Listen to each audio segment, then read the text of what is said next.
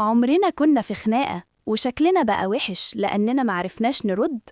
وبعد ما روحنا ونمنا على السرير فجأة نزل علينا الرد القاصف للجبهات اللي كان ممكن يقلب الطاولة. الموقف المستفز ده ليه اسم علمي جميل قوي، اسمه روح السلالم l'esprit de l'escalier.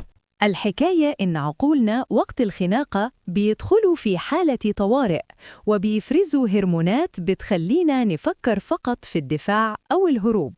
لكن بعد ما المعركة تخلص وتهدى ونبدأ نتمشى على السلالم وإحنا مروحين، المنطق بيرجع لعقولنا وبيبدأ يتحسر على الردود العبقرية اللي ضاعت منا. ما تزعلوش، كلنا عقولنا بيهنك في الزحمة. طمنونا، مين لسه فاكر رد قوي لخناقة حصلت من سنة فاتت؟ لو بيعجبكم المحتوى السيكولوجي ده اشتركوا في القناة بعد إذنكم عشان تفهموا نفسكم أكتر.